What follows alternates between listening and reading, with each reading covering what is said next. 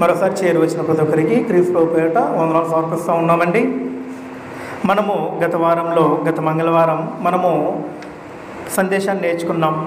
బాలుడు నడవలసిన త్రోవని తల్లిదండ్రులు నేర్పించట్లా. తల్లిదండ్రులు బాలుడు నడవలసిన త్రోవ నేర్పించట్లేదు కనుక ఈనాటి సమాజంలో యువత పాడైపోతున్నారనే సందేశాన్ని మనం నేర్చుకున్నాం. అయితే గత వారం మనం ఏమని నేర్చుకున్నామంటే, తల్లిదండ్రులు సరైన మార్గంలో నడవట్ల, తల్లిదండ్రులు నడవకపోవటం వలన వారి యొక్క బిడ్డలు కూడా సరైన మార్గంలో నడవట్ల, ఇందువలన అకాల మరణాలు సంభవిస్తూ ఉన్నాయని మనము చాలా సంగతులు నేర్చుకొని ఉన్నాం. బిడ్డలు తల్లిదండ్రులకి అవిధేయులయ్యి, తల్లిదండ్రులకు లోబడక,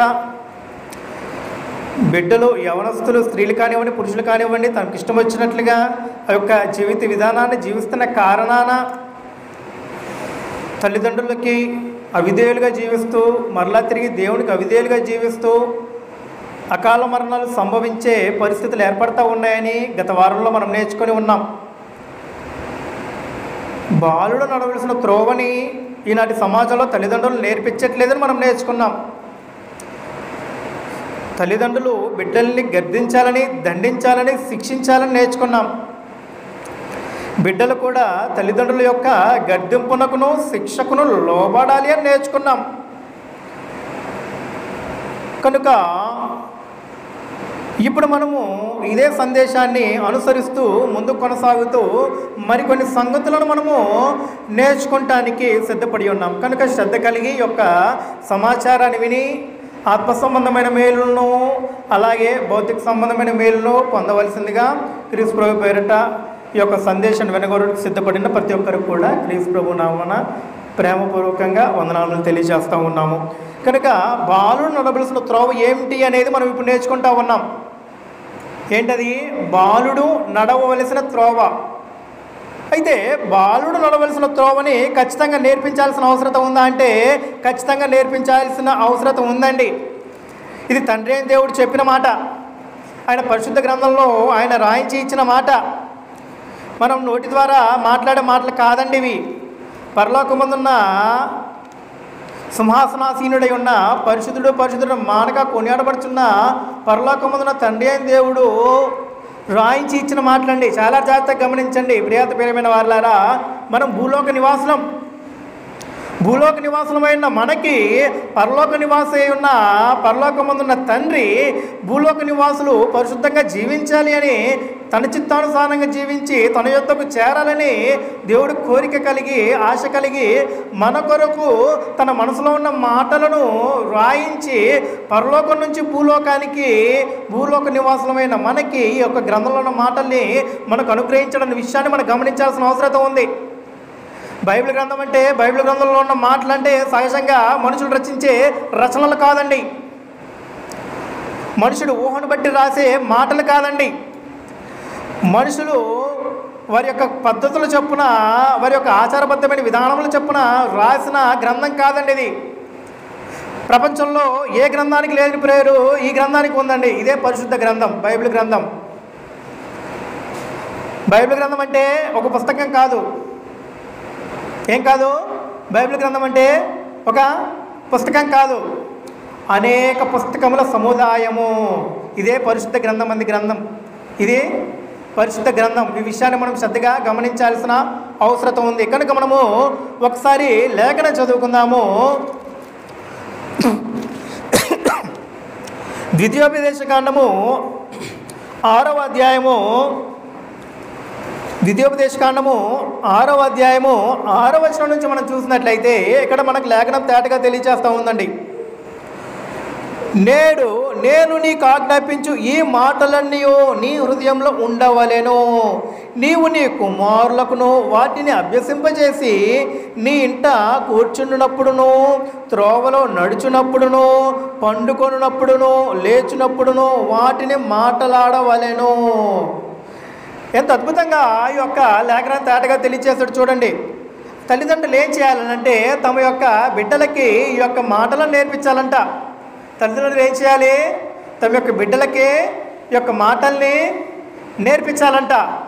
ఏం నేర్పించాలి? దైవ సందేశముతో కూడిన దేవుని యందు భయభక్తులు కలిగిన తల్లిదండ్రులకి విధేయత చూపించగలిగిన తండ్రి అయిన దేవుడు గ్రంథమందు లిఖించబడిన వాక్యానుసారమైన మాటలను నేర్పించాలంట. కనుక ఇటువంటి మాటలు నేర్చుకోవాలి అని అంటే, దైవిక విధానంలో బ్రతకాలి అని అంటే, జీవించాలనంటే, బాలుడు నడవలసిన త్రోవలు నడవాలి అని అంటే, లోకంలో ఉన్న మనుషుల నడిస్తేనో మనుషుల్ని అనుసరిస్తేనో అటువంటి నడవడి రాదండి. తల్లిదండ్రులు తమ బిడ్డల్ని సరైన పెంపకం పెంచకపోవడానికి కారణాన వారి యొక్క బిడ్డల్ని సరిగ్గా వారు క్రమశిక్షబద్ధ విధానంలో కాపాడుకోకపోవటం వలన తమ యొక్క బిడ్డల్ని ఈనాడు వారు కోల్పోయిన పరిస్థితులు ఏర్పడతా ఉన్నాయి. అవునా కాదా? చిన్నతనంలో బిడ్డల్ని ఎంతో అల్లారు ముద్దుగా ఎత్తుకొని పెంచుతారండి. చిన్న బిడ్డల్ని అల్లారు ముద్దుగా ఎంతో ఎత్తుకొని పెంచుతారు. వాటి మీద ఎన్నో ఆశలు పెట్టుకుంటారు. ఆ ఆశలన్నీ కూడా నీరు గారిపోతూ ఉన్నాయి. అంటే దానికి కారణం ఏమిటి? మనమేనండి. తల్లిదండ్రులమై ఉన్న మనమే. మనకు బుద్ధి రావాలని మాట్లాడుతూ ఉన్నాను. ఎందుకనంటే ఒక కుటుంబ వ్యవస్థ పాడైపోతుందంటే దానికి కారణం తల్లిదండ్రులే. ఈ యొక్క తల్లిదండ్రులు బాలుడు నడవలసిన త్రోవని బిడ్డలకు నేర్పించకపోవటం వలన ఈనాటి సమాజంలో ఎలాంటి దుస్థితి ఏర్పడుతూ ఉందంటే, తల్లిదండ్రులకు బిడ్డలు అవిధేయులైపోయి వీధుల మీద తాగుతూ తిరుగుతూ అగత్యాలు చేస్తూ హత్యలకు మానబంధాలకు రౌడీజం చేయటానికి కూడా పాల్పడుతూ ఉన్నారండి. దీనికి కారణం తల్లిదండ్రులకు లోబడట్లా. ఎందుకంటే వాడు పిల్లవాడై ఉన్నప్పుడే వాడిని వంచాలే కానీ వాడు పెద్ద మ్రానయ్యి ఎదిగిన తర్వాత వంచడానికి వీలు పడదండి. అవునా కాదా? మొక్క చిన్నదిగా ఉన్నప్పుడే దాన్ని నువ్వు చక్కగా పెంచగలవు. దానికి ఒక కర్రను అంటుగా కట్టి చక్కగా పెంచగలవు. పక్కన చీలికలు వచ్చినప్పుడు, పేలికలుగా మొక్కలు మొలిచినప్పుడు వాటిని నరికివేసి చక్కగా ఒక టేకు మొక్కను పెంచినట్టు పెంచగలం. అవునా కదా? ఒక టేకు మొక్కను ఏం చేస్తాము? అది నిటారుగా పెరిగితేనే దానికి విలువ. దాని పక్కన చీలికలు వస్తూ ఉంటాయి. ఆ చీలికలు నరికివేసి నిటారుగా టేకు మొక్కను పెంచితేనే దానికి విలువ అండి. ఆ టేకు మొక్క వంకరగా పెరిగింది అనుకోండి, దానికి విలువ ఉండదు. కారణం ఏమిటి? సరైన ముద్దు కాలేదు అది. అవునా కదా? కనుక ఇటు విషయాన్ని మనం గమనించాల్సిన అవసరం ఉంది. బాలుడు నడుస్తున్న త్రోవని తల్లిదండ్రులు నేర్పించాలంట. అయితే మన గ్రంథంలో చూసినట్లయితే బాలుడు నడవలసిన త్రోవని గ్రంథంలో నేర్పించిన వాళ్ళు ఉన్నారండి. బాలుడు నడవలసిన త్రోవని దేవుడు కోరుకునే విధానంలో దైవికమైన మార్గంలో వారిని నడిపించినప్పుడు వారు ఎంత గొప్పవారు అవుతారనే సంగతిని బైబిల్ మనకు తేటగా తెలియజేస్తూ ఉందండి. సమూయేలు గ్రంథం మనం చూసినట్లయితే, సమూయేలు గ్రంథం చూడండి ఒకసారి. సమూయేలు గ్రంథము మొదటి సమూయేలు గ్రంథము 1వ అధ్యాయము మనం చూసినట్లయితే ఇక్కడ మనకి తేటగా తెలియజేస్తుంది. వాస్తవానికి ఇక్కడ సందర్భం ఏమంటే 20వ అధ్యాయం 20వ వచనం నుంచి, మొదటి సమూయేలు గ్రంథము 1వ అధ్యాయం 20వ వచనం నుంచి సందర్భం ఏంటంటే, హన్నా ఎల్కనా భార్యాభర్తలు. హన్నా పెరిన్నా ఎల్కనా. ఇక్కడ ఎల్కనాకి హన్నా పెరిన్నా ఇద్దరు భార్యలు ఉంటారండి. హన్నాకి గర్భం ఉండదు చాలా కాలంగా. అయితే హన్నా ఏం చేస్తుందంటే దేవుని యొక్క సన్నిధికి వెళ్ళి తను మొరపెడుతుంది. దేవుని యొక్క సన్నిధికి వెళ్ళి ఆమె మొరపెడుతుందంట. మొరపెట్టినప్పుడు దేవుడు వాస్తవానికి ఆమె మొర వింటాడా అంటే వింటాడు. విని గర్భఫలాన్ని అనుగ్రహిస్తాడు. గర్భఫలాన్ని అనుగ్రహించినప్పుడు ఆమె ఏమని మొక్కుకుంటుందంటే, దేవుని యొక్క సన్నిధిలో తమ యొక్క బిడ్డని విడిచిపెడతా. ఏమని మొక్కుకుంది? దేవుని యొక్క సన్నిధిలో తమ యొక్క బిడ్డని విడిచిపెడతానని ఆమె మొక్కుకుంటుంది. కనుక మనం ఒకసారి లేఖనం చదువుదాము. మొదటి సమూయేలు గ్రంథము 1వ అధ్యాయము 20వ వచనం చూసినట్లయితే, గనుక హన్నా గర్భము ధరించిన దినములు నిండినప్పుడు ఒక కుమారుని కని నేను యెహోవాకు మొక్కుకొని, ఏముంటుందండి? నేను యెహోవాకు మొక్కుకొని వీనిని అడిగి నన్నుకొని వానికి సమూయేలు పేరు పెట్టెను. ఎల్కనాయు అతని ఇంటి వారందరూ యెహోవాకు ఏటేటా అర్పించుచు బలులు అర్పించుటకు మ్రొక్కుబడిని చెల్లించుటకును పోయిరి. అయితే హన్న బిడ్డ పాలు విడిచి వరకు నేను రాను, వాడు యెహోవా సన్నిధిని అగుపడు తిరిగి రాక అక్కడే ఉండునట్లుగా నేను వాణ్ణి తీసుకొని వచ్చునని తన మెనుడితో చెప్పి వెళ్ళకై ఉండెను. కాబట్టి ఆమె పెన్మిటి అని ఎలకన, నీ దృష్టికి ఏది మంచితో అది చేయము, నీవు వానికి పాలు మానిపించే వరకు నిలిచి ఉండము, యెహోవా తన వాక్యము స్థిరపరచును గాక అని ఆమెతో చెప్పాను. కాగా ఆమె అక్కడనే ఉండి తన కుమారునికి పాలు మానిపించే వరకు అతన్ని పెంచుచుండెను. పాలు మానిపించిన తరువాత అతడు ఇంకా చిన్నవాడై ఉండగా, ఏమై ఉన్నాడండి, ఇంకా చిన్నవాడై ఉండగా ఆమె ఆ బాలుని ఎత్తుకొని 3 కోడలను, తూమెడు పిండిని, ద్రాక్షరసపు తిత్తిని తీసుకొని షీలోహులోని మందిరమునకు వచ్చాను. ఓహో, ఈమె ఏమని మొక్కుకుంది అయితే, నేను ఎప్పుడైతే నా బాలుని తీసుకొని మందిరానికి వస్తానో అప్పుడు నా బాలుని నీ యొక్క సన్నిధిలో విడిచిపెడతానని మొక్కుకుంది. కనుక ఎల్కాన్ అడుగుతున్నాడు, మనము దేవుని యొక్క సన్నిధికి వెళ్దాము, మనకు బొక్కుబడులు ఉన్నాయి కదా అని అంటే, నేను రాను, నాకు ఒక బొక్కుబడి ఉంది, నా బాలుడు పాలు మరచు వరకు, పాలు విడిచి వరకు, ఆ యొక్క పాలు విడిచి వయసు వచ్చే వరకు నేను రాను, అప్పటి వరకు ఒక బిడ్డకు పాలు ఇచ్చి నేను సంరక్షిస్తూ పెంచుతూ ఉంటానని తన భర్తకి మాటిచ్చి మాట్లాడింది. అప్పుడు భర్త అంటూ ఉన్నాడు, సరే మంచి జరిగినట్లుగా నీకు నచ్చినట్లుగా నువ్వు కాని అని చెప్పేస్తూ ఉన్నాడు. అయితే పాలు విడిచే దినములు నిండాయంట. నిండిన తర్వాత ఏం చేస్తుందో చూడండి, బాలుని తీసుకొని షిలోహులోని మందిరానికి వచ్చినట్ట. వారు ఒక కోడెను వధించి పిల్లవాడిని ఏలి యొద్దకు తీసుకొని వచ్చినప్పుడు ఆమె అతనితో ఇట్లను, నా ఏలినవాడా ప్రాణము తోడు నీ యొద్ద నిలిచి యెహోవాను ప్రార్థన చేసిన స్త్రీని నేనే. ఈ బిడ్డను దయచేయమని యెహోవాతో నేను చేసిన మనవిని ఆయన నాకు అనుగ్రహించను. కాబట్టి నేను ఆ బిడ్డను యెహోవాకు ప్రతిష్ఠించుచున్నాను. ఏం చేస్తుందండి ఏం చేస్తుంది? ఆ యొక్క బిడ్డని యెహోవాకి ప్రతిష్ఠిస్తుందంట. ఎప్పుడు పాలు విడిచిన తర్వాత. బిడ్డలు పాలు ఎప్పుడు విడుస్తారు? సుమారుగా 5-6 సంవత్సరముల దాకా పాలు తాగుతారండి మినిమం బిడ్డలు. ఈనాటి సమాజంలో చూస్తే 1-2 సంవత్సరాలు పాలు ఇచ్చేసి ఊరుకొని డబ్బా పాలు పడతా ఉన్నారండి. కానీ మనం ఆనాటి కాలంలో చూసినట్లయితే 5-6 సంవత్సరాలు పాలు పడితేనే బిడ్డ పుష్టిగా ఉంటాడంట.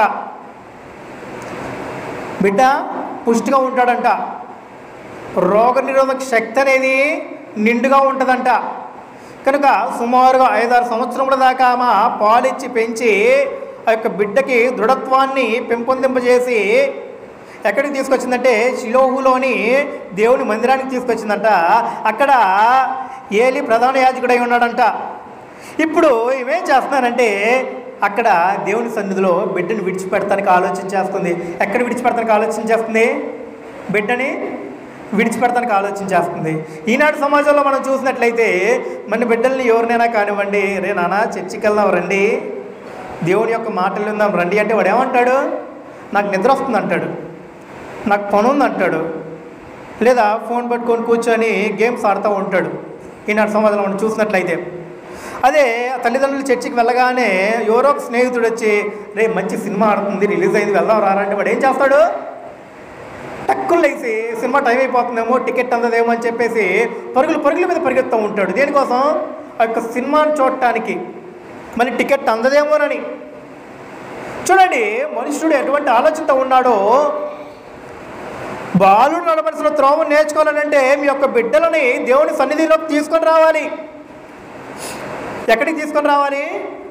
దేవుని యొక్క సన్నిధిలోనికి తీసుకొని రావాలి. మొట్టమొదటి మీరు చేయాల్సిన పని ఏంటంటే, మీరు దేవుని సన్నిధికి వస్తూ మీతో పాటు దేవుని సన్నిధికి మీ యొక్క బిడ్డల్ని కూడా తీసుకొని రావాలండి.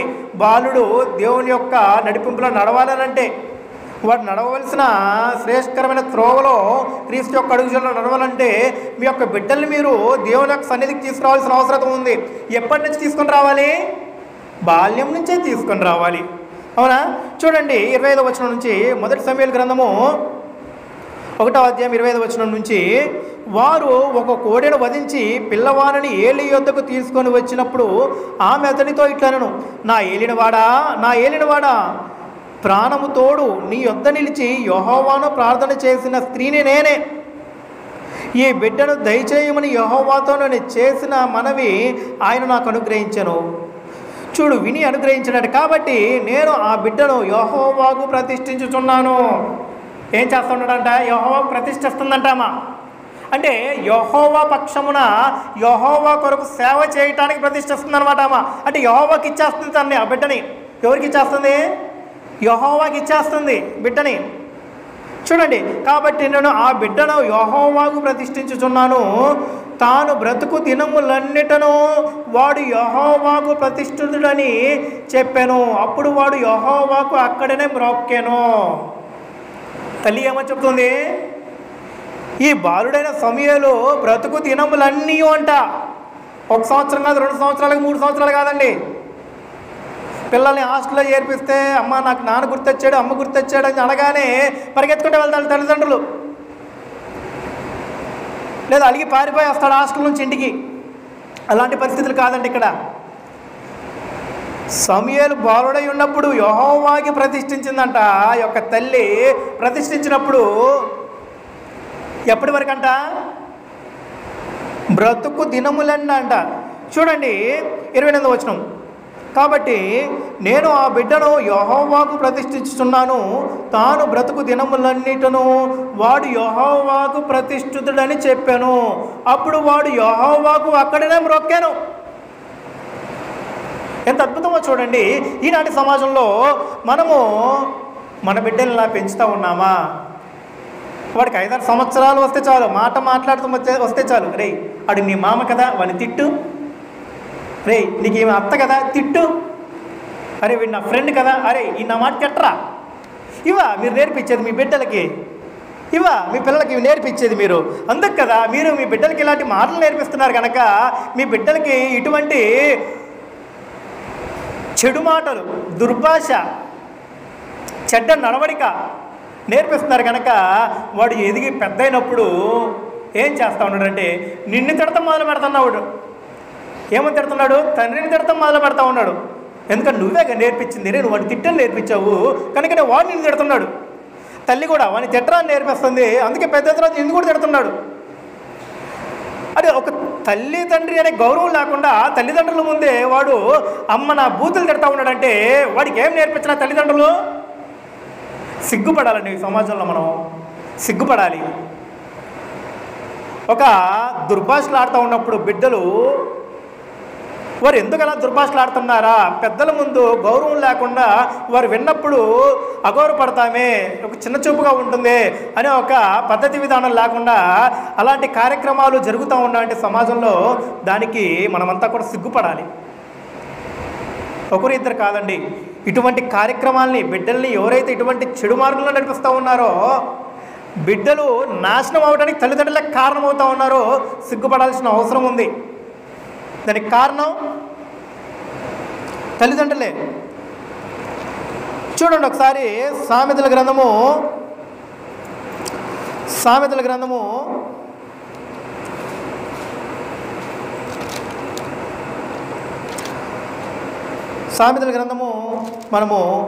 23వ అధ్యాయము 13వ వచనము. సామెతల గ్రంథము 23వ అధ్యాయము 13వ వచనం చూసినట్లయితే, నీ బాలులను శిక్షించుట మానుకొనకుము, బెత్తముతో వాణ్ణి కొట్టిన ఎడల వాడు చావకుండును, బెత్తముతో వాణ్ణి కొట్టిన ఎడల పాతాళమునకు పోకుండా వాని ఆత్మను నీవు తప్పించెదవు. ఏం చేయాలంట? నీ బాలుని నువ్వు శిక్షించటం మానుకోవద్దంట. అరే ఈ పిల్లోని కొడితే అలుగుతాడు, అలిగి అన్నం తినడం, అలిగి పారిపోతాడు. ఇలాంటి సమాజం మంది, అవునా కదా? నేటి సమాజం మనం చూస్తూ ఉన్నాము. యువత పాడైపోతున్నారంటే దానికి కారణం తల్లిదండ్రులేనండి. 100% తల్లిదండ్రులే యువత పాడైపోతున్నారంటే ఇది చాలా బాధాకరమైన విషయం. మనము వాస్తవంగా చెప్పుకోవాల్సిన అవసరం ఉంది. మనం చేసే తప్పుల్ని మనం కప్పిపుచ్చుకుంటే మనం కప్పిపుచ్చుకుంటే బయటికి కనపడదేమో, కానీ లోపల మాత్రం బొక్కలు పడిపోయి కుళ్ళిపోయిద్దండి. అవునా కాదా? ఒక మేడిపండు చూస్తే చాలా బాగుంటుందండి. మేడిపండు ఉదాహరణ. మేడిపండు చూస్తే చాలా చక్కగా ఉంటుంది, బయట నునుపుగా, చాలా చక్కగా గుండ్రముగా, చాలా చక్కగా చూడముచ్చటగా ఉంటుంది. అదే దాన్ని పగలగొట్టి చూడు ఎలా ఉంటుందో. ఏముంటుంది దాంట్లో? పురుగులు ఉంటాయి. అవునండి, కరెక్ట్ చెప్పారు, నిజం చెప్పారు, పురుగులు ఉంటాయి దాంట్లో. అవునా? మేడిపండు, దానికి ఒక పద్యం కూడా ఉందండి, మేడిపండు చూడని, దాన్ని పట్ట విప్పి చూస్తే పురుగులు ఉండును. అలాగే మనుషుడు తాను చేసిన తప్పులని సరిదిద్దుకొనక కప్పిపుచ్చుకుంటుంటే తన పైన మాత్రం మంచితనం కనపడుతుంది, నీతి నిజాయితీ అనే ఒక మైమరుపు కనపడుతుందేమో, కానీ లోపల మాత్రం కుళ్ళిపోయి ఉంటుందండి. అది తనని మింగివేస్తుందనే సంగతి తనకు అర్థం అవ్వట్లా. కనుక నీ బాలును ఏం చేయాలంటే శిక్షించాల్సిన అవసరం ఉంది. నీ బాలుణ్ణి శిక్షించడం మానుకోవద్దంట. నువ్వు శిక్షించడం మానుకోకుండా వాడిని బెత్తంతో వాడిని కొట్టిడి ఎడలా వాళ్ళు చావుకున్నట్లు బెత్తంతో వాడిని కొట్టిడి ఎలా పాతాళంలోకి పోకుండా వాడిని నీవు ఆత్మను నువ్వు తప్పించదమంట. అంటే పాతాళంలో నుంచి పాతాళంలోకి పోకుండా వాడి యొక్క ఆత్మను తప్పించగలవంట. అసలు నీ యొక్క కుమారుని నువ్వు కొట్టేదానికి పాతాళం నుంచి వాడి యొక్క ఆత్మని తప్పించడానికి సంబంధం ఏమిటి? ఆలోచించేశారా? నీ కుమారుని కొట్టేదానికి వాడు పాతాళంలో నుంచి తప్పింపబట్టడానికి సంబంధం ఏమిటి? ఎంత అద్భుతమో చూడండి. అంటే బాలుడు చిన్న బిడ్డగా ఉన్నప్పుడే వాళ్ళు నువ్వేం చేయాలంటే సరైన మార్గంలో నడిపించాలి, బెత్తంతో కొట్టి దండించాలి. ఇది కదా గ్రంథం మనకు నేర్పిస్తుంది. ఇప్పుడు బాలుడైన సమూయేలుని దేవుని యొక్క సన్నిధిలో విడిచిపెట్టింది ఆ యొక్క తల్లి. మరి నాటి సమాజంలో మనం ఎంతమంది మన యొక్క బిడ్డల్ని విడిచిపెడుతున్నామో మనల్ని మనము ఆలోచన చేసుకోవాల్సిన అవసరం ఉందండి. ఈ బాలుడైన సమూయేలు ఎదిగాడంట. ఇక్కడ ఇంకో పెద్ద విచిత్రమైన అద్భుతం ఏంటంటే ఏలి యొక్క దుస్థితి ఎలా ఉందో మనం ఆలోచించాల్సిన అవసరం ఉంది. అక్కడ ఏలి యొక్క దుస్థితి కూడా మనం ఆలోచించాల్సిన అవసరం ఉంది. ఏలికి కుమారులు ఉన్నారు, వారు యాజకులండి, యవనులు, యాజకులు. ఎటువంటి దుస్థితి కలిగి ఉన్నారు తెలుసా? వారు వ్యభిచారం చేస్తూ వచ్చారు. యవనులే వ్యభిచారం చేస్తూ వచ్చారు. నైవేద్యం పెట్టినప్పుడు దేవుని కంటే ముందుగా వారు తీసుకొని తింటా వచ్చారు. ఏలి యొక్క కుమారులు. బాలుడైన సమూయేలు దేవుని యొక్క సన్నిధిలో పెరుగుతూ ఉన్నప్పుడు బాలుడైన సమూయేలు చేత బుద్ధి చెప్పించడానికి దేవుడు పూనుకున్నాడండి. ఎవరికి పెరిగింది? ఎవరి దగ్గర? సమూయేలు దగ్గరే పెరుగుతూ ఉన్నాడు. సమూయేలు దగ్గరే ధర్మశాస్త్రాన్ని నేర్చుకుంటూ ఉన్నాడు. సమూయేలు దగ్గరే ధర్మశాస్త్రాన్ని నేర్చుకుంటూ ఉన్న ఈ యొక్క క్షమించండి ఏలి దగ్గరే ధర్మశాస్త్రం నేర్చుకుంటున్న ఈ యొక్క సమూయేలు చేతే బుద్ధి చెప్పించడానికి దేవుడు పూనుకొని ఉన్నాడండి. చూద్దాము లేఖనం మనము చూద్దామండి. అయితే మొదట మనము సమూయేలు గ్రంథము మొదటి గ్రంథము 3వ అధ్యాయము 1వ వచనం చూసినట్లయితే, బాలుడైన సమూయేలు ఏలి ఎదుట యెహోవాకు పరిచర్య చేయుచుండెను. ఆ దినముల్లో యెహోవాకు ప్రత్యక్షం ఎదుట అరుదు, ప్రత్యక్షము తరచుగా తటస్థించుటలేదు. అయితే యెహోవా యొక్క ప్రత్యక్షత ఆనాటి కాలంలో లేదంట, చాలా అరుదంట. ఇప్పుడు బాలుడైన సమూయేలు దగ్గరికి యెహోవా యొక్క ప్రత్యక్షత వస్తుందండి. ఈ మొదట వచ్చిన ప్రత్యక్షత ఎవరి గురించి అంటే, ఇదిగో ఏలి తమ యొక్క బిడ్డల్ని సరైన మార్గంలో పెంచట్లా, తమ యొక్క బిడ్డలు తప్పు చేస్తారని తెలిసి కూడా ఏలి వారి యొక్క బిడ్డల్ని గర్తించట్లా. ఇగో సమూయేలు ఈ సంగతి నువ్వు వాళ్ళకి వెళ్ళి చెప్పు, నువ్వు బాలుడువేనా? నువ్వు బాలుడువే, కానీ నువ్వు ఎదుగుతున్న విధానం నా సన్నిధిలో నువ్వు ఎదుగుతూ ఉన్నావు, నా ఆజ్ఞలను అనుసరిస్తూ ఉన్నావు, నువ్వు బాల్యం నుంచే నా సన్నిధిలో బ్రతుకుతున్నా, నా యొక్క ఇష్టానుసారుడమైన జీవితం గడుపుతున్న సమూయేలువి అనే విధానంలో దేవుడు తెలియచేస్తూ ఉన్నాడు. చూడండి, మొదటి సమూయేలు గ్రంథము 3వ అధ్యాయము మనం 10వ వచనం చూసినట్లయితే ఇక్కడ తేటగా మనకు లేఖనం తెలియచేస్తాం. చూడండి, తరువాత యెహోవా ప్రత్యక్షమై నిలిచి ఆ రీతిగా సమూయేలు అని పిలువగా, సమూయేలు నీ దాసుడు ఆలకించుచున్నాడు, ఆజ్ఞాపింపమనెను. అంతటా యెహోవా సమూయేలుతో ఇలాగ సెలవిచ్చెను, ఇశ్రాయేలులో నేను ఒక కార్యము చేయబోచున్నాను. ఇప్పటిదాకా ఎటువంటి ప్రత్యక్షత లేదండి. ఇప్పుడు సమూయేలుతో మాట్లాడుతూ ఉన్నాడు. సమూయేలుకి సమాచారం తెలియజేస్తూ ఉన్నాడు. ఇశ్రాయేలులో నేను ఒక కార్యం చేయబోచున్నాను అని తెలియజేస్తూ ఉన్నాడు. దానిని వినువారందరి చెవులు గింగురుమనునంట. ఏమంటాడండి? నేను కార్యం చేయబోతున్నాను, ఆ కార్యం వినువారి చెవులు గింగురమంటే అని చెప్తా ఉన్నాడు. ఎవరికి? ఇశ్రాయేలు చెవులు గింగురమంటే అంట. ఎవరికి చెప్తా ఉన్నాడు? బాలుడైన సమూయేలుకి. ఈ బాలుడే మాట్లాడుతుంది, బాలుడితోటే. ఈ బాలుడి ద్వారానే సమాజానికి సందేశాన్ని పంపబోతున్నాడు. చూడండి, చాలా జాగ్రత్తగా గమనించండి. దానిని విరువారది చెవులు గింగురుమనును.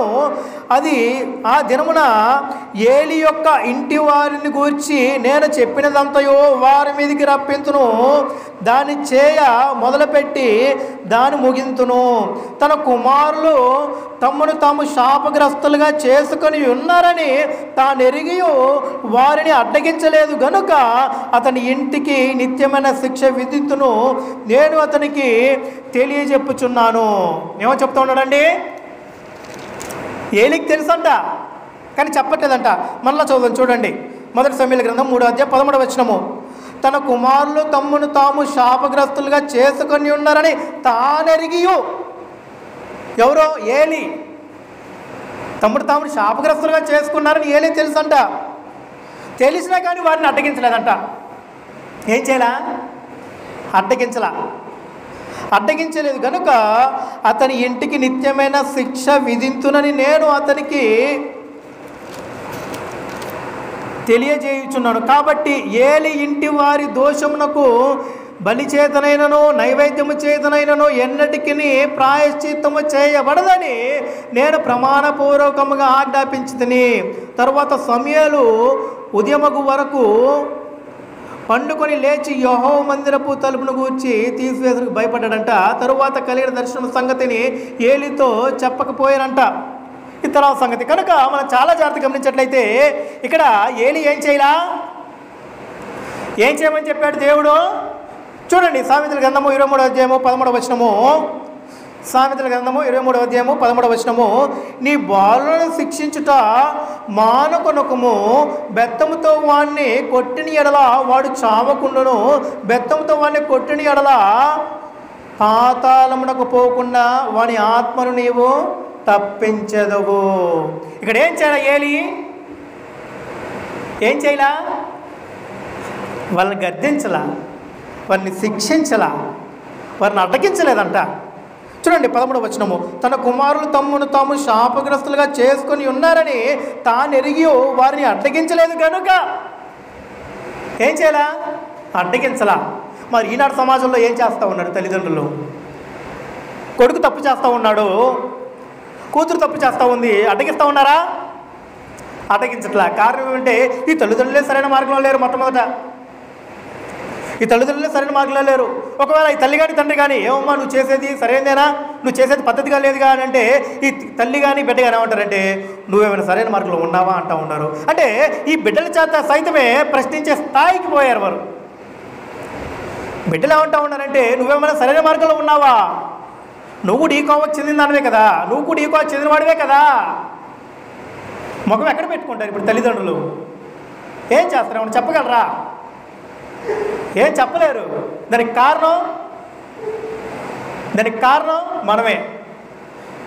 ఈనాడు సమాజంలో తల్లిదండ్రులు బిడ్డల ముందు తప్పు చేయడం వల్ల బిడ్డలు కూడా తల్లిదండ్రులు చేసే తప్పులను చూసి బిడ్డలు చూసి నేర్చుకుంటున్నారు. అవునా కాదా? నేర్చుకొని తల్లిదండ్రులకి అవిధేయులయ్యి ఎదురు తిరుగుతూ ఉన్నారండి. నీ తల్లిని తండ్రిని సన్మానింపు చెప్తా ఉన్నాడా? చూడండి, లేఖనం చూడండి. ద్వితీయోపదేశకాండము, క్షమించాలి, నిర్గమాకాండము. మనం ఇక్కడ చూసినట్టయితే ఆజ్ఞలో తేటగా తెలియజేస్తూ ఉన్నాడండి. నిర్గమాకాండము 20వ అధ్యాయము చూసినట్లయితే 12వ వచనము, నీ దేవుడైన యెహోవా నీకు అనుగ్రహించు దేశంలో నీవు దీర్ఘాయుష్మంతుడు వగునట్లు నీ తండ్రిని నీ తల్లిని సన్మానింపుము. మరి ఎంతమంది దీర్ఘాయుష్మంతులు అవుతూ ఉన్నారు? యవ్వనులారా, తల్లిదండ్రులారా ఆలోచించేయండి. ఎంతమంది దీర్ఘాయుష్మంతులు అవుతూ ఉన్నారు? అకాల మరణాలు ఎందుకు సంభవిస్తూ ఉన్నాయి? దానికి కారణం ఏమిటి? మన పరిస్థితులు ఏమిటి? మనం చాలా జాగ్రత్తగా గమనించాల్సిన అవసరం ఉంది. కనుక మనము చూద్దాము, మరి ఒక లేఖనం చూద్దాము. ఇప్పుడు ఏలి ఏమో తండ్రులు తప్పు చేస్తున్నాగా, బిడ్డలు తప్పు చేస్తూ ఉన్నా కానీ ఈ ఏలి వాళ్ళని అడ్డగించలేదంట, నిత్య శిక్ష వరకు వచ్చిందంట. ఇప్పుడు మన కొత్త నిబంధనలో చూద్దాం ఒకసారి.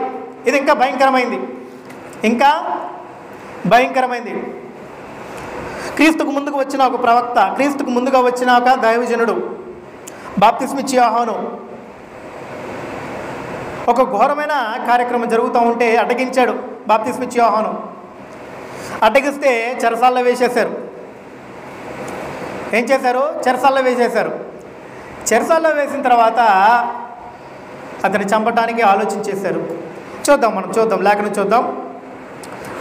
మత్తయి సువార్త 14వ అధ్యాయము 1వ వచనం. మత్తయి సువార్త 14వ అధ్యాయం 1వ వచనం. ఒక వ్యభిచారి అయిన తల్లి యొక్క ఆలోచన ఎలా ఉందో చూడండి. ఇప్పుడు మనం మాట్లాడే సందర్భము వ్యభిచారి అయిన తల్లి యొక్క ఆలోచన. తను సరైన మార్గంలో లేదు, తను సరైన మార్గంలో లేకుండా తన యొక్క బిడ్డని ఎటువంటి స్థితిలోనికి తీసుకుని వెళ్తుందో, ఎటువంటి నడిపింపు నడిపిస్తుందో చూడండి. దేవుని యొక్క మార్గంలో నడిపించట్లా. మత్తయి సువార్త 14వ అధ్యాయము 1వ వచనం నుంచి. ఆ సమయమందు చతుర్థాధిపతి అయిన హేరోదు యేసును గురించిన సమాచారం విని అతడు బాప్తిస్మిచ్చి యోహాను అతడు మృతుల్లో నుంచి లేచి ఉన్నాడు, అందువలన అద్భుతములను అతని యందు క్రియారూపంలోచున్నవని సేవకులతో చెప్పాను. ఏలి అనగా, నీవు నీ సోదరుడైన ఫిలిప్పు భార్యలకు హేరోదును ఉంచుకొనుట న్యాయము కాదని యోహాను చెప్పగా, హేరోదు ఆమె నిమిత్తము యోహానును పట్టుకొని బంధించి చెరసాల్లో వేయించి ఉంచెను. మొట్టమొదటిగా ఇక్కడ హేరోదు చేసేదే తప్పు. హేరోదు సోదరుడు యొక్క భార్యను ఉంచుకున్నాడంట. ఇదిగో ఈ సమాజంలో ఇది నువ్వు చేసే తప్పు, నీ సోదరుడు యొక్క భార్యను ఉంచుకున్నావు, ఇది తప్పు నాయన అని బాప్తిస్మిచ్చి యోహాను గర్దించాడంట. గర్దిస్తే బాప్తిస్మిచ్చి యోహాన్ని చెరసాల్లో వేయించాడంట. చూడండి ఏం జరిగిందో తర్వాత 5వ వచనం. అతడు ఇతన్ని చంపగోరిన కానీ జనసమూహం అతన్ని ప్రవక్త అని ఎంచినందున అతనికి భయపడెను. అయితే హేరోదు జన్మదినోత్సవము వచ్చినప్పుడు హేరోదియా కుమార్తె వారి మధ్య నాట్యమాడి హేరోదును సంతోషపరిచారు గనుక ఆమె ఏమి అడిగిననో నేను ఇచ్చేదనని అతడు ప్రమాణపూర్వకముగా వాగ్దానం చేశాను. అప్పుడు ఆమె తన తల్లి చేత ప్రేరేపింపబడినదై. ఎవరి చేత ప్రేరేపింపబడిందండి? తల్లి చేత. ఈ తల్లి ఏం చేస్తుంది? వ్యభిచారం చేస్తుంది. తల్లి ఏం చేస్తుంది? వ్యభిచారం చేస్తుంది. ఈ తప్పు చేసిన తల్లి చేత ప్రేరేపింపబడినది అయిందంట. చూడండి, ప్రేరేపింపబడినదంటూ. దీనికి ముందు ఏం జరిగింది? రాజు ఏం చేశాడు? ఇచ్చేశాడు. నీకేం కావాలంటే అది ఇచ్చేస్తా అని హామీ ఇచ్చేశాడు. రాజు మాట తప్పడం, మాట వెనక్కి తీసుకోడు, అది రాజరికం అన్నమాట. చూడండి ఇక్కడ 7వ వచనం నుంచి. కనుక ఆమె ఏమి అడిగిననో ఇచ్చేదనని అతడు ప్రమాణపూర్వకంగా వాగ్దానం చేసెను. అప్పుడు ఆమె తన తల్లి చేత ప్రేరేపింపబడినదై బాప్తిస్మిచ్చి యోహాను తలను ఇక్కడ పళ్ళెంలో పెట్టి నాకిప్పించమని అడిగాను. తల్లి దగ్గరికి వెళ్ళి, అమ్మా రాజుగారు నాకు హామీ ఇచ్చాడమ్మా, మాట ఇచ్చాడమ్మా, ఏమైనా ఇస్తానని, రాజ్యంలోనైనా సరే ఆస్తినైనా సరే ఏమైనా ఇస్తానన్నాడు, మరి నేను ఏమడగలమ్మా అని చెప్పేసి తల్లిని అడిగిందంట. ఇప్పుడు వ్యభిచారం చేసే తల్లి ఏం చెప్పిందంటే, ఇదిగో నేను తప్పు చేస్తున్నానని పబ్లిక్లో నా గురించి మాట్లాడి ఆ యొక్క క్రమబద్ధం కాకుండా దుష్ప్రచారం నా గురించి చేసి నన్ను నలుగురు నవ్వుల పాలు చేశాడు కదా, అతని తల కావాలి అని అడుగు. ఏమని నేర్పిస్తుంది తల్లి? అతని తల పల్లెంలో తెచ్చిపెట్టి ఇవ్వాలంట. వాస్తవానికి ధనాన్ని పల్లెంలో తెచ్చిపెట్టిస్తారండి అలాంటి రాజుల కాలంలో. ధనాన్ని పల్లెంలో, ధనాలు కానివ్వండి, అంటే వజ్ర వైడూర్యాలు మాణిక్యములు ఏమైనా కానివ్వండి, పల్లెంలో పెట్టిస్తారంట. ఇవన్నీ కాదు, నాకు తల కావాలి అంటే బిడ్డకి ఏమి నేర్పిస్తుంది? ఏం నేర్పిస్తుంది బిడ్డకి? బాప్తిస్మ ఇచ్చే యోహాను తలను అడుగు నువ్వు వెళ్ళి. ఎంత దౌర్భాగ్యమో చూడండి. లేఖనం 8వ వచనం చూడండి. అప్పుడు ఆమె తన తల్లి చేత ప్రేరేపింపబడినదై బాప్తిస్మ ఇచ్చే యోహాను తలను ఇక్కడ పళ్ళెంలో పెట్టి నాకు ఇప్పించమని అడిగాను. రాజు దుఃఖపడినను తాను చేసిన ప్రమాణం నిమిత్తము తనతో కూడా భోజనమునకు కూర్చున్న వారి నిమిత్తమును ఈయన ఆజ్ఞాపించి బంట్రోతులను పంపి చెరసాలలో యోహాను తలగొట్టించెను. వాడతని తల పళ్ళెంలో పెట్టి తెచ్చి ఆ చిన్నదానికి ఇచ్చెను. ఆమె తన తల్లి యొద్దకు దాన్ని తీసుకుని వచ్చి ఇచ్చెను. అంతటా యోహాను శిష్యులు వచ్చి శవను ఎత్తుకుని పోయి పాతి పెట్టి యేసు యొద్దకు వచ్చి తెలియపరిచారంట. ఎంత దుస్థితో చూడండి. అదేనా బిడ్డను పెంచే పద్ధతి? కొంతమంది ఉన్నారు సమాజంలో, తల్లిదండ్రులు ఎటువంటి వారైనా కానీ బిడ్డలు మాత్రం మంచి మార్గంలో నడవాలని అనుకుంటారు. అటువంటి ఆలోచన కూడా ఆ యొక్క స్త్రీకి లేదండి. కనుక చాలా జాగ్రత్తగా గమనించండి ప్రియాతి ప్రియమైన సోదరి సోదరులారా. ఈ మాటలు విన్న ప్రతి ఒక్కరు గమనించండి. మీ యొక్క బిడ్డలకి రేపటి భవిష్యత్తుని ఇవ్వాలి. ఆ యొక్క భవిష్యత్తు మంచిదై ఉండాలే కానీ, దైవ మార్గమై ఉండాలే కానీ పాపపు మార్గమై ఉండకూడదండి. కత్తి పట్టినోడు కత్తితోటే చస్తాడంట, అవునా కాదా? దుష్ట సాంగత్యం మంచి నడవరకం చెరుపుతుంది. మంచోళ్ళతో సహవాసం చేయమని చెప్పండి. దుష్టులతో సహవాసం చేస్తే దుష్టుడు అవుతాడు. వాడు ఏదో ఒక రోజు ఖచ్చితంగా అకాల మరణం చెందడానికి అవకాశం ఉంటుందే కానీ వాడు దీర్ఘాయుష్మంతుడు అవడానికి అవకాశం లేదు. కారణం ఏమందంటే తల్లిదండ్రులకు వాడు విధేయత చూపించేవాడు కాడు. దుష్టుడు తల్లిదండ్రులకి విధేయత చూపించేవాడు కాడు.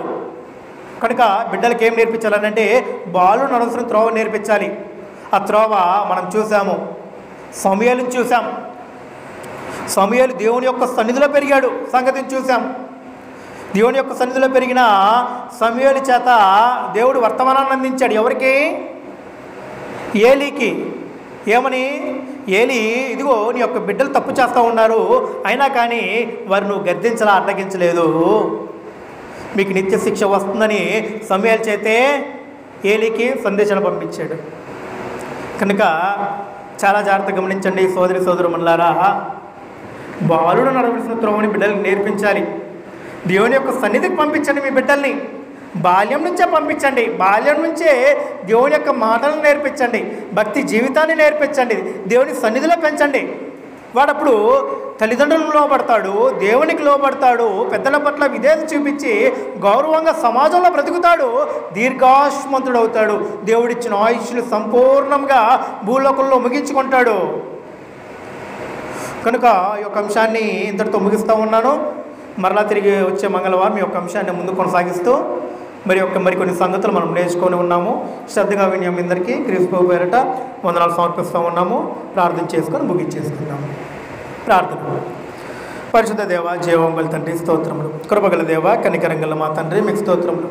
మమ్మల్ని కనికరించి ప్రేమించిన దాన్ని బట్టి మీకు స్తోత్రములు తెలియజేస్తూ ఉన్నాము. దయగల మా దేవ మీకు స్తోత్రములు. పరలోకమందు సింహాసనాసీనుడు అయి ఉండి పరిశుద్ధుడు మానకాకు నిలబడిచిన మా తండ్రి మీకు స్తోత్రములు. మమ్మల్ని కనికరించిన దాన్ని బట్టి స్తోత్రములు. దయగల మా తండ్రి యొక్క రాత్రికాల సమయంలో మీరు అనుగ్రహించిన వాక్యానుసారమైన విధానంలో వాక్యాన్ని బోధించి ఉన్నాం మా తండ్రి. దయతో జ్ఞాపకం చేసుకోండి మా దేవ. ఈ యొక్క శబ్ద యంత్రాంగం ద్వారా ఎంతమంది అయితే ఈ యొక్క వాక్య సందేశాన్ని వింటున్నారో వారందరినీ కూడా దయతో జ్ఞాపకం చేసుకోండి. ఈ యొక్క సమాజంలో యువత పాడైపోతుంది. దానికి కారణం తల్లిదండ్రులు సరైన విధానంలో లేకపోవటం. వారు లేకపోవటమే కారణం కాకుండా బిడ్డలను పట్టించుకోకుండా సరైన మార్గంలో వారు నడిపించకపోవటం వల్ల బిడ్డలు పాడైపోతూ ఉన్నారు. దానివల్ల సమాజంలో ఎన్నో అగత్యాలు జరుగుతూ ఉన్నాయి. నాయన దయతో జ్ఞాపకం చేసుకోండి. మీ యొక్క సందేశాన్ని అందించి ఉన్నాం. బాలుడైన సమూయేలు దేవుని యొక్క సన్నిధిలో ఎలాగైతే పెరిగాడో అలాగే ఈనాటి సమాజంలో ఆ యొక్క తల్లిదండ్రులు అందరూ కూడా వారి యొక్క బిడ్డల్ని దేవుని యొక్క సన్నిధిలో పెంచాలని మేము నేర్చుకొని ఉన్నాం మా దేవా. బిడ్డలు తప్పు చేసినప్పుడు బిడ్డలపై బెత్తం చూపించాలని మేము నేర్చుకొని ఉన్నాం. బెత్తం చూపించేవాడే ఆ యొక్క బిడ్డల యొక్క ఆత్మలని పాతాల నుంచి తప్పించువాడని మేము నేర్చుకొని ఉన్నాము. కనుక మా దేవా, బిడ్డలు ఒకవేళ తెలుసో తెలియక తప్పిదమేమైనా చేసి ఉంటే తల్లిదండ్రులు వారిని బంధించి గద్దించి శిక్షించి సరైన మార్గంలో నడిపించగలుగుటకును తల్లిదండ్రులకి జ్ఞానాన్ని వివేచనను అనుగ్రహించండి. అలాగే మా దేవా, హేరోదు చేసిన తప్పిదమును మేము చూసి ఉన్నాము. తన సోదరుడైన భార్య పట్ల తను చేసిన విధానాన్ని మేము చూసి ఉన్నాము. ఆ యొక్క స్త్రీ తన యొక్క బిడ్డని ఎలాగో ప్రేరేపింపబడి ఒక మనుష్యుని హత్యకు దారి తీసిందో మేము నేర్చుకొని అన్నాము.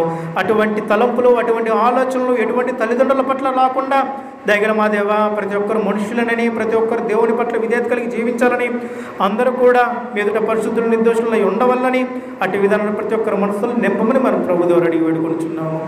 దయగల మా తండ్రి, ప్రతి ఒక్క బిడ్డలను, ప్రతి ఒక్క తల్లిదండ్రులను దయతో జ్ఞాపకం చేసుకొని ఒకరిని సమాధానంగా ఉండి ప్రేమాపేతలు కలిగి జీవించగలుగుటకును అట్టి కృప వారి ఇలా విస్తృతం చేయండి.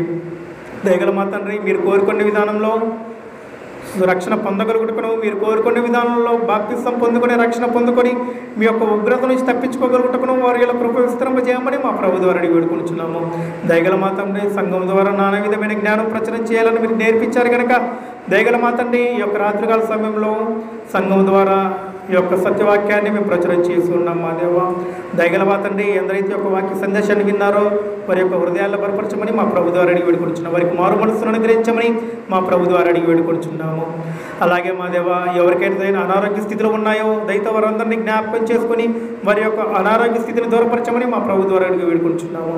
ఎవరైతే ఆర్థిక పరిస్థితుల్లో ఇబ్బందులు పడుతూ ఉన్నారో దయతో వారిని జ్ఞాపకం చేసుకొని తండ్రి, ఎటువంటి కుటుంబంలో ఎటువంటి సమస్యలు రాకుండా, ఆర్థిక సమస్య భారంగా ఉండకుండా వారిని జ్ఞాపకం చేసుకొని ఆర్థిక సమస్యలను దూరపరచమని మా ప్రభు ద్వారా అడిగి వేడుకొచ్చున్నాము. దయగల మా తండ్రి, వాతావరణాన్ని అనుకూలపరుస్తున్న దాన్ని బట్టి మీకు స్తోత్రములు తెలియజేస్తూ ఉన్నాము. మొన్నటిదాకా ఎండవేడిమికి ఎంతోమంది ఇబ్బంది పడి ఉన్నాం మా దేవ. వృద్ధులను, చిన్న బిడ్డలను ఎంతగానో ఇబ్బంది పడి ఉన్నారు. మీరు కనికరించి ప్రేమించి వాతావరణాన్ని సేద్యపరిచిన దాన్ని బట్టి మీకు కృతజ్ఞతాస్తుతులు తెలియజేస్తూ ఉన్నాం మా తండ్రి. దయగల మా దేవ, అధికారుల్ని దయతో జ్ఞాపకం చేసుకొని మా తండ్రి, క్రైస్తవుల మీద అధిక భారం పెట్టకుండా తండ్రి, ఈ లోకాధికారులు ఎటువంటి ఇబ్బందుల పాలు క్రైస్తవుల్ని చేయకుండా వారిని జ్ఞాపకం చేసుకొని దయగల మా దేవ, క్రైస్తవులపై దయ పుట్టించలాగునట్టు మనసు వరకు అనుగ్రహించమని మా ప్రభు ద్వారా అడిగి వేడుకొచ్చున్నాము. దయగల మా తండ్రి, అలాగే ప్రతి ఒక్కరిని జ్ఞాపకం చేసుకొని మరీ ముఖ్యంగా ఎటువంటి కీడును అపాయమో వాటిల్లక దయగల మా తండ్రి యొక్క గ్రామం నుంచి ఎందరైతే పనిపాట్ల ఎందు బయటికి వెళ్ళి మళ్ళా తిరిగి వారి కుటుంబాలకు క్షేమంగా చేరులాగున వారి ఇలా కృప విస్తరింపజేయమని, క్షేమాన్ని అలాగే కాపుదల భద్రతని వారికి అనుగ్రహించమని మా ప్రభు ద్వారా అడిగి వేడుకొచ్చున్నాము. దయగల మా దేవ, ఈ గ్రామంలో ఉన్న ప్రజలందరినీ కూడా మీరు ఆయుష్ను అనుగ్రహించి కనికరించి ప్రేమిస్తున్న దాన్ని బట్టి మీ కృతజ్ఞతాస్తుతులు తెలియజేస్తూ మారు మనసు పొంది క్రీస్తు యేసులోని ప్రతి ఒక్కరు రాగలుగుటకును, మీరు కోరుకునే విధానంలో మీ చెంతకు మీ ఇంట్లో చేరగలుగుటకును వారి ఇలా కృప విస్తరింపజేయమని, మరలా తిరిగి ఇదే విధానంలో ఇదే క్రమంలో తండ్రి మరి యొక్క మంగళవారం మేము మాట్లాడగలుగుటకును, మీ యొక్క సందేశం వినిపించగలుగుటకును, ఈ యొక్క కార్యక్రమం జరిగించగలుగుటకును మా ఎడల కృప విస్తరింపజేయమని, దయగల మా తండ్రి మమ్మల్ని ఆస్వాదించి దీవించి కావాల్సిన ఏవులను మా అందరికి అనుగ్రహించమని, ఈ యొక్క కొద్ది మనలో మా ప్రభును మీ ప్రియకుమారును మా పాపం వచ్చుకున్నాం తాను బలిగా అర్పించుకున్న యేసుక్రీస్తు వారి యొక్క శ్రేష్టమైన దివ్యమైన నామమున ఈ మనల్ని మీకు సమర్పిస్తున్నాం. ప్రియపూర్వక మా తండ్రి, ఆమేన్. అందరికీ వందనాలండి. వందనాలు.